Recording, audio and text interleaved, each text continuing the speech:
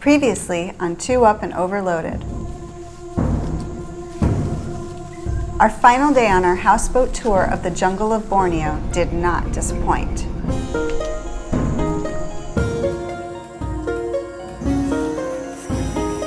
We got to see Jacob, the king of the jungle, who is the largest orangutan male of the region. That was super special because apparently he almost never comes around. These are wild animals, so there's no telling who or what you'll find out there. So as we were heading out of the feeding ground, we saw this troop of macaques that came right up to the boardwalk where we were walking. There's little macaques everywhere. Ooh, look at this guy. And macaques are really cool looking. They're very, very different from the orangutans and other apes. They've got these huge fangs and this really cool, it almost looks like face paint on their faces. For sure. They're also kind of scary. Yeah, they have big fangs, so I'm not a fan of. They're curious and they know you have food, and throughout the years people feed them, and so now they know that you're a source of food, and we are always hesitant to get too close to. That's right, but they were coming right up to us. And we just want to pronounce orangutan 3 different ways. Orangutan is what Americans and most Westerners say.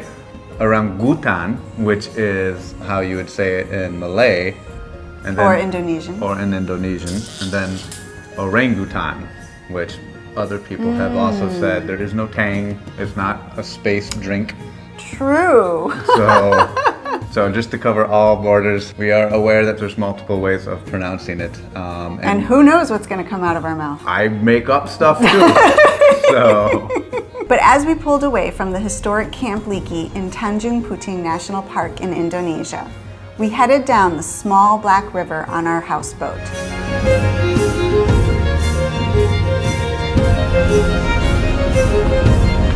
And went towards a very, very special and unexpected surprise that evening. A strange creature of the night that absolutely blew our minds.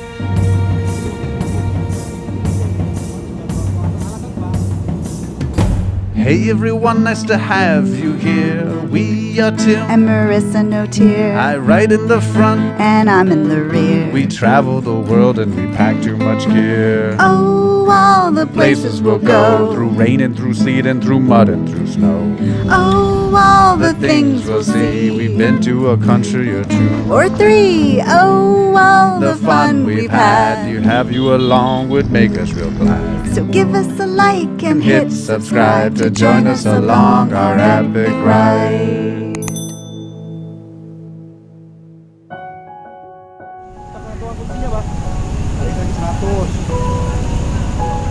But we didn't get very far down the river before a rainstorm hit us. In the rainforest, folk. Totally unexpected. Oh, over here.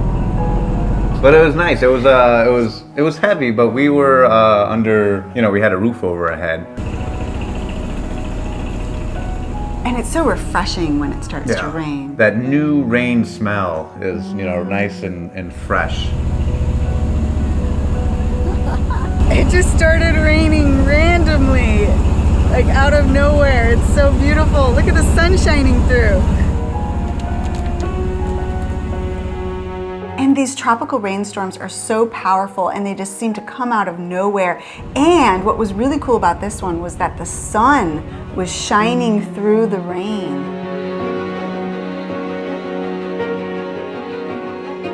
It was just beautiful. It was like all the greens and lushness of the forest really came alive with all of that rain.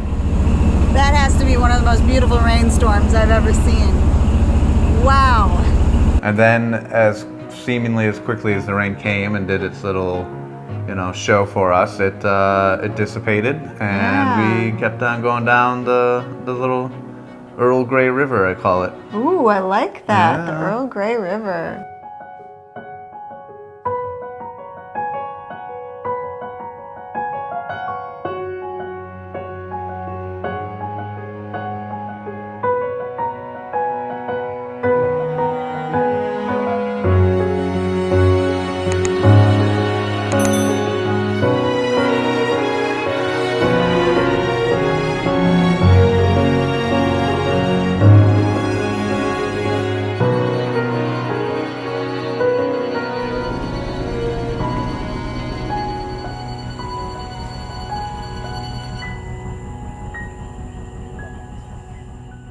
So as we were taking the boat further along the river, I used the bathroom. And this was not my first time in the bathroom, but there are 2 bathrooms on the boat. Yeah. One had a Western toilet, and one was for the staff, which I had not entered. I did.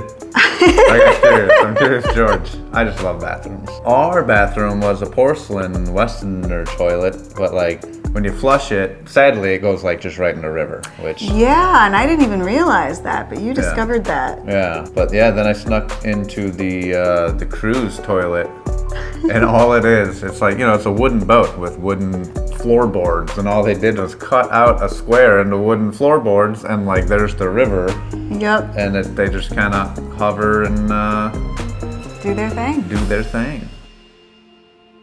And the sun started to set. This Yeah. was the second magical thing that happened that evening, because the first was the sunshine with the rain. The second was this glorious sunset. You had some clouds in the sky, bouncing the colors off of them, and the sun is reflecting off of that super black, inky river. It was gorgeous.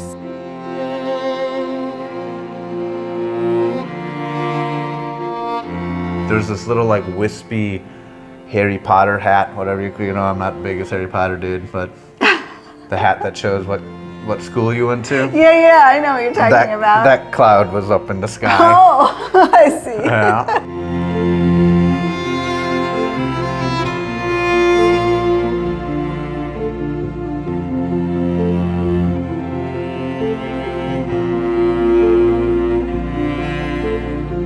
So we were not going to be spending the night on the houseboat. That was the previous night. We had only booked for 1 night on the boat. But The sun was setting, and like you Yeah. said, like we're going to dinner, and we got another surprise for you. I And know. So basically like 2 nights on this houseboat. It was great.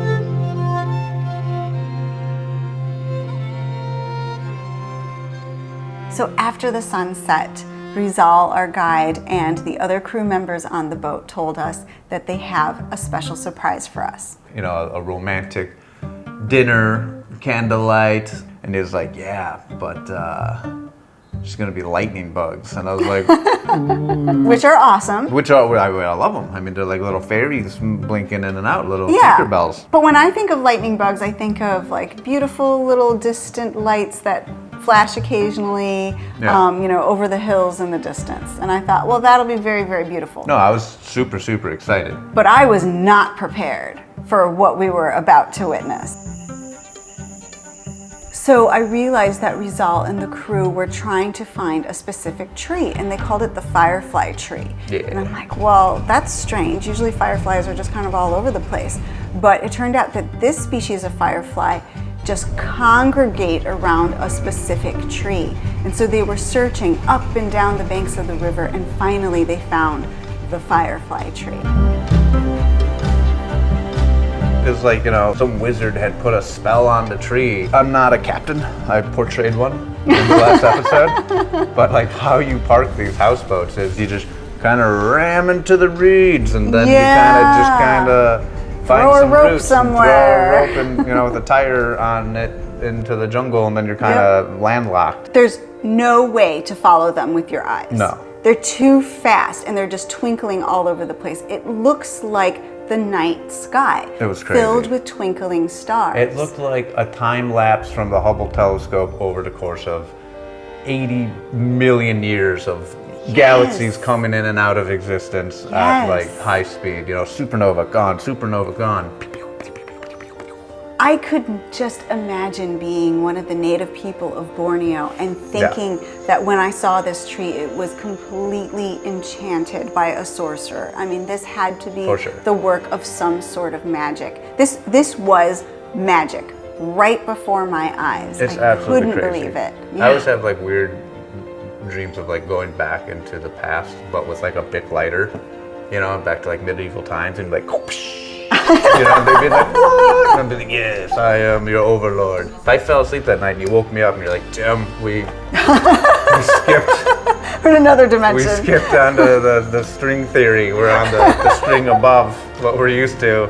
And here, there's magical glowing trees. I'd be like, whoa. Whoa! Well, like we're watching this magic show happen in front of us.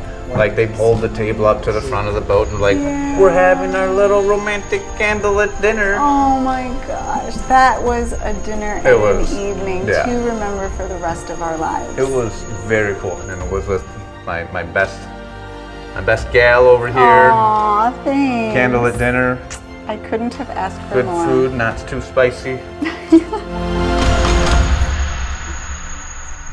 But soon enough, we had to head back to the hotel, and our great voyage into the jungle of Borneo by boat was over. But our great voyage by motorcycle into the jungles of Borneo was about to begin. After a day of relaxing over at Hotel Majid, we were getting ready in the morning to hit the road on our Bajaj Pulsar 220 motorcycle once again. But before doing so, you wanted to cut your hair. No, I needed a haircut real bad. Everybody was very excited that this gentleman was cutting my hair because they all watched me like I was some freak show. But he put my hair up in ribbons, making, I had a very distinct like Robert De Niro look going on for a You second. did? Yeah. Didn't know I could pull that off.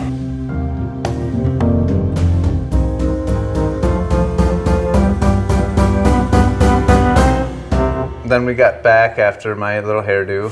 Good morning, everyone. We are packing up and we're finally getting on the road here in Borneo. This will be our first day riding the motorcycle around Kalimantan. I mean, it was like 5 minutes from the ferry to here, so I don't really count that. Guess we got a haircut. This guy Looks awesome. fabulous. It is fabulous. Yeah, so new haircut, new island. We're hoping for less traffic, more nature. It'll also be cool to be getting off of the tourist track. This has been great. But I think as we get further and further into Borneo, we're gonna be experiencing this island for what it truly is in all of its authenticity. So here we go. Bless you. And we started up the motorcycle and headed out of Kumai, folks. Are you on? All right, I gotta turn you up. No, here we go. You can hear me now, right? Yeah. Left side. We didn't know what to expect about the roads in Kalimantan, which is the Indonesian side of Borneo. And it turned out that right away, it was pretty rough.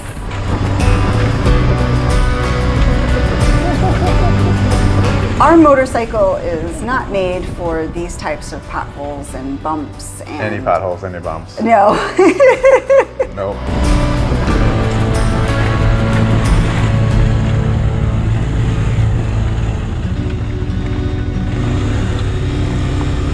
This was rough going, and I was like, oh no, we have a long distance to go. I mean, Borneo is the third largest island on Earth, and we were going to be covering a lot of ground in it. At least that was our hopes. And if the road was all going to be like this, it was going to be a disaster.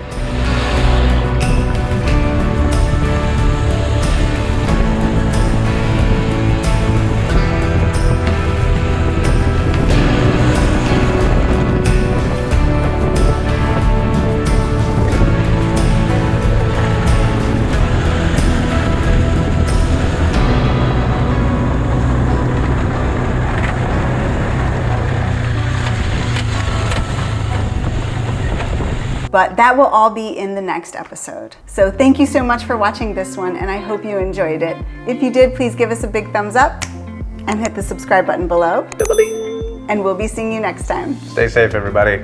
And if you like Patreon, if that's your thing and you want to support us here on our YouTube channel, we would love for you to join Patreon and help us out. Yeah, we upload our videos without ads in them. Yes. We like to do them like a week early, 5 days early. That's right. As well as exclusive little sneak peeks of where we are. Spoiler alerts, if you will, little flash forwards. That is true. And postcards from random spots around the world. But if you'd like to support us for as little as $1 a month, please do click on our little Patreon link in the comments below. Thank you guys so much. Stay safe. Bye. Peace. Say that again. Stay safe. I'm not a crook. Our 1190, our KTM 1190 would be like, bop, bop. But on this thing, it's like, Oh, it would definitely be a trip ender, Yeah. a back ender, a bone ender. a back ender, bone ender, folks. Or a backbone ender. Backbone, spine ender. Yeah.